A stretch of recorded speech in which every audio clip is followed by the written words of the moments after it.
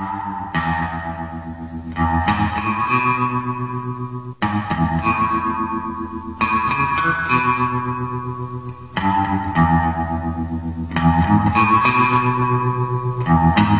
today we have an interview with Robert P. Madison. Thanks for coming in, Robert. It's not every day that you get to have an interview with a deceased World War II vet, but it is a great honor to have you here. As most of you should know, Robert P. Madison is a World War II veteran and one of the bravest African-American men to ever serve our proud country. He faced many hardships, however, being African-American, and we're going to jump right into those topics for our interview. So, Robert, I know you're from the North, so when you went to the South, were you really surprised in terms of the segregation that you were facing?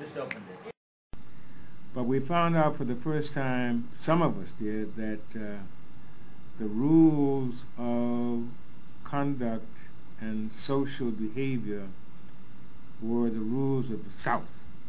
So that no matter what we did as Army officers or soldiers, we were restricted to obeying the rules of segregation and discrimination that existed in the South. So, even though you were an officer, did you still face discrimination? About. Among the things that were interesting to me was that I was an officer, and we did have officers of the rank of second lieutenant and first lieutenant who were black. All the other officers above that rank were white. And so, even though we were officers, there was a black mess hall for officers who were black, and a white mess hall for officers who were white, so never the twain should meet. You know, I guess we realized that was the way it was in America and accepted it for what it was. So I know this is probably a touchy subject for you, but we heard about a confrontation that you had with the General Mark Clark. You seemed to be pretty angry about not getting the support that you needed. Do you care to share about that event? Doing all this, so we were to lead this group, and it happened that I decided, okay, for some reason I felt that I should do that. I went out into the water, out into the middle of the Arno River, about 50 yards east of me, was the chaplain, and we realized there were no footprints or no splash of water behind us, and we turned around, there was nobody following us. And we couldn't scream and say, come on, so we had to, come on.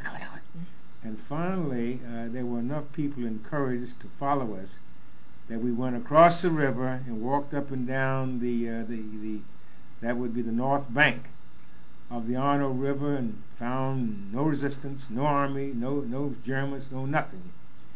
We returned back to our post, and when I got back over there to report to the deputy battalion commander who was waiting for me, at which time they said to me that I had been insubordinate in asking for Mark Clark on the telephone, I was immediately demoted on the site to become a platoon leader. I don't know what this was planned, because there was somebody ready immediately to take my position who was a first lieutenant white officer who was a reject from the 88th Battalion Regiment, 88th Regiment, which is on our right. Time for. Thanks for being here today, Robert. It was great having you.